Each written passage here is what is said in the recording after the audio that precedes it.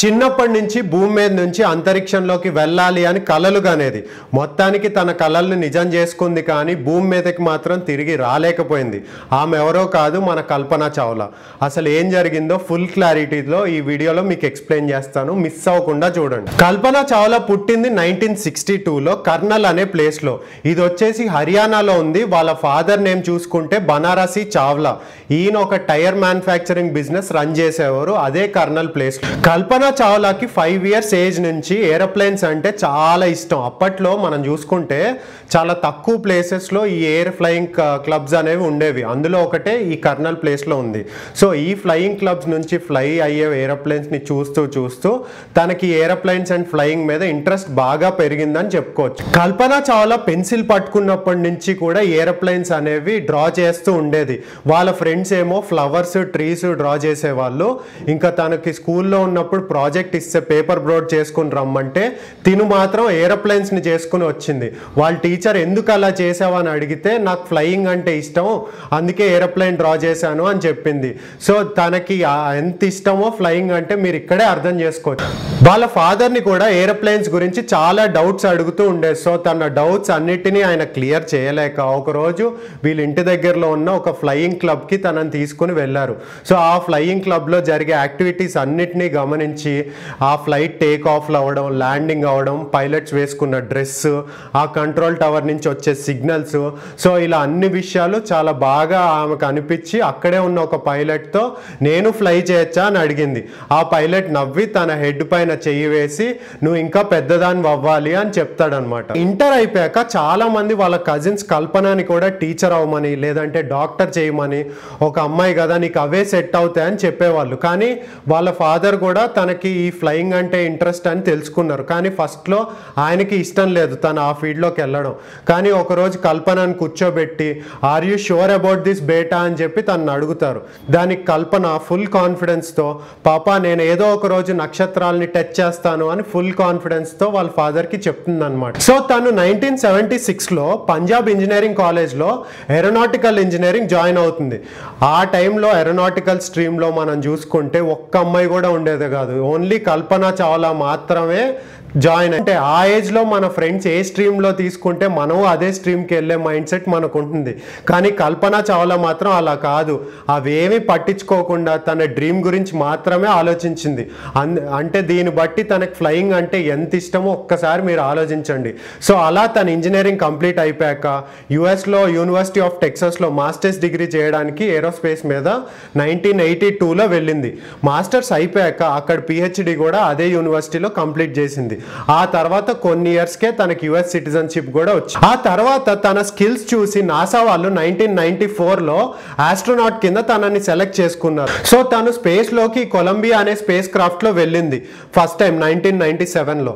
So మొత్తం training అంతా complete చేసుకుని ఇంకా ఆ రోజు కల్పన ఎప్పుడైతే స్పేస్కి వెళ్ళిందో తన కోరిక అంతా నెరవేరిందనే చెప్పుకోవచ్చు. ఎందుకంటే తనే ఫస్ట్ ఫీమేల్ ఇండియా నుంచి స్పేస్లోకి వెళ్ళడం. ఇంకా వాళ్ళ ఫ్యామిలీ మెంబర్స్ కూడా చాలా ప్రౌడ్గా చాలా హ్యాపీగా ఫీల్ అయ్యారు. వాళ్ళ కూతురు స్పేస్లోకి వెళ్ళిన ఫస్ట్ ఇండియన్ కాబట్టి. సో అలా తను ఫస్ట్ మిషన్ కంప్లీట్ అయిపోయాక తన సెకండ్ మిషన్ డేట్ కూడా అనౌన్స్ చేశారు. అది వచ్చేసి 2001లో. సో ఇదే కొలంబియా స్పేస్ క్రాఫ్ట్లో. ఇంకా ఈ కొలంబియా స్పేస్ క్రాఫ్ట్ రికార్డ్ కనుక మనం చూసుకుంటే ఇది మొత్తం 28 మిషన్స్ని కంప్లీట్ చేసింది.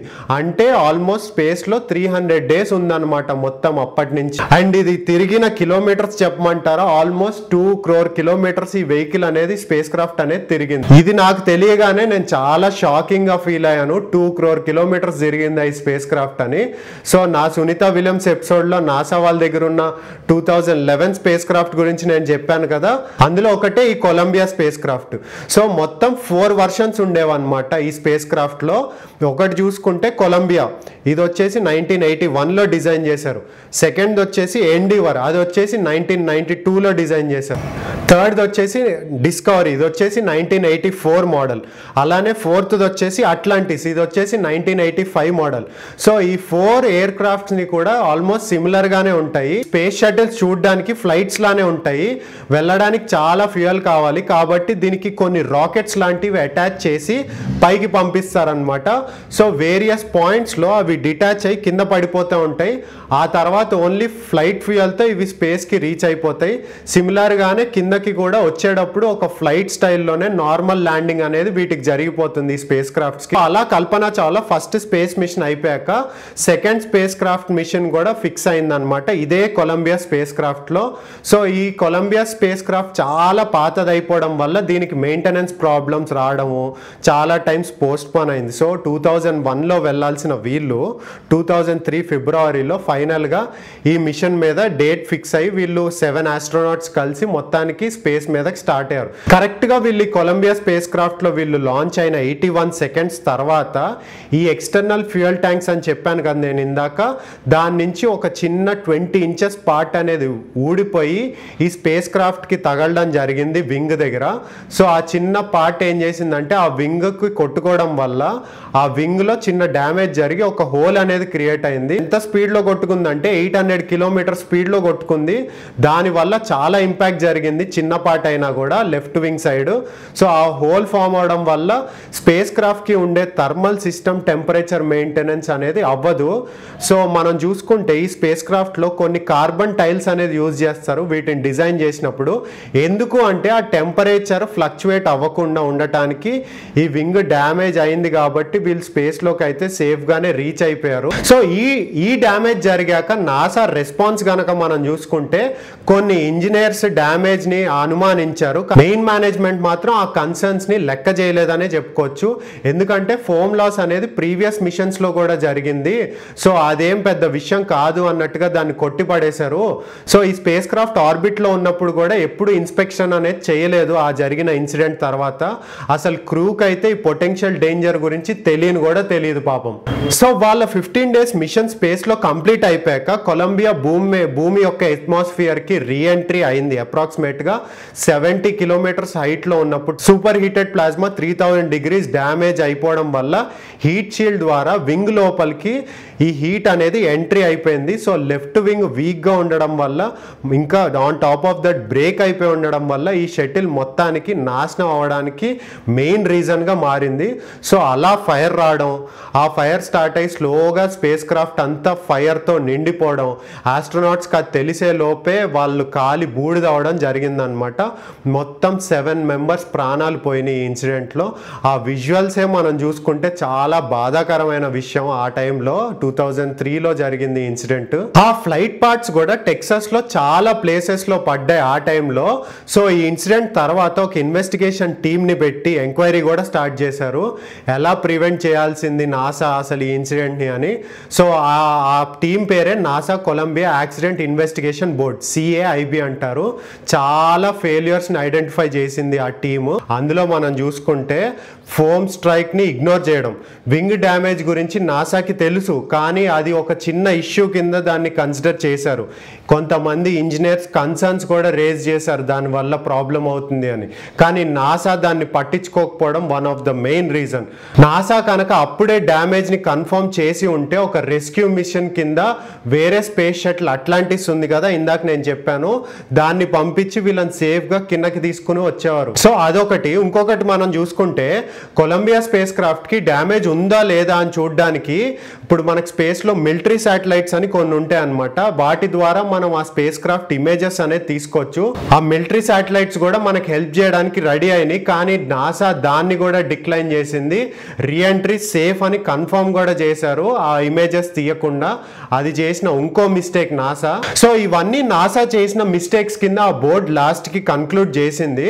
సో కల్పన చావ్లా గారు చనిపోయిన తర్వాత ఆమెకి రెస్పెక్ట్తో మన ఇండియన్ గవర్నమెంట్ ఆమె పుట్టి పెరిగిన కర్నాల్ ప్లేస్ ఉంది కదా, ఒక గవర్నమెంట్ కాలేజ్కి ఆమె పేరు పెట్టారు. అలానే హర్యానాలో ఒక ప్లానెటోరియంకి కూడా ఆమె పేరు పెట్టారు.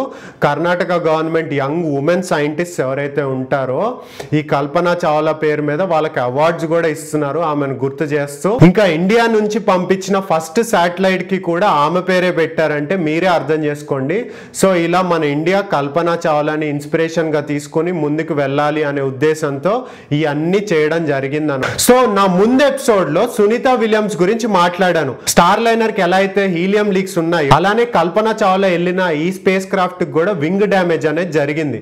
సో ఈ 2 ఇన్సిడెంట్స్ లో నాకు అనిపించింది ఏంటి అంటే, కల్పన చావ్లా విషయంలో ఈ కొలంబియా స్పేస్ క్రాఫ్ట్ డ్యామేజ్ అయింది అని తెలిసిన దాంట్లోనే వాళ్ళని వెనక్కి రమ్మన్నారు, అసలు ప్రాబ్లమ్ ని పట్టించుకోలేదు. కానీ సునీత విలియమ్స్ విషయంలో చూసుకుంటే వాళ్ళు ఆ తప్పు చేయలేదు. స్పేస్ క్రాఫ్ట్ ప్రాబ్లం ఉంది అని తెలిసాక వాళ్ళకి రెస్క్యూ ఆపరేషన్ లేట్ చేశారు, కానీ వాళ్ళిద్దరిని అయితే సేఫ్ గా తీసుకొచ్చారు. ఎవరిని? మన సునీత విలియమ్స్ ని, బుచ్ విల్మర్ ని. సో అలానే కల్పన చావ్లాని కూడా అప్పట్లో ఈ ఇన్సిడెంట్ జరిగినప్పుడే ఇంకొక స్పేస్ క్రాఫ్ట్ ఉంది కదా, నేను ఇందాక చెప్పినట్టు అట్లాంటి స్పేస్ షటిల్ అని, దాంట్లో గనక వీళ్ళని సేఫ్ గా వెనక్కి తీసుకుని వచ్చుంటే ఆ టైంలో ఈ రోజు మనతో కల్పన చావ్లా గారు ఉండేవాళ్ళు అని చెప్పి నాకు అనిపించింది. మీరు ఈ 2 ఇన్సిడెంట్స్ లో మన ఇండియన్ ఆస్ట్రోనాట్స్ కి ఇలా జరిగిన దాన్ని మీరు ఎలా చూస్తున్నారో నాకు కమెంట్ బాక్స్ లో కమెంట్ చేయండి. అలానే ఈ వీడియో కనుక మీకు నచ్చినట్లయితే ఖచ్చితంగా లైక్ కొట్టండి. వచ్చే వీడియోలో ఇంకొక ఇంట్రెస్టింగ్ టాపిక్ తో నేను మీ ముందుకు వస్తాను. Thank you.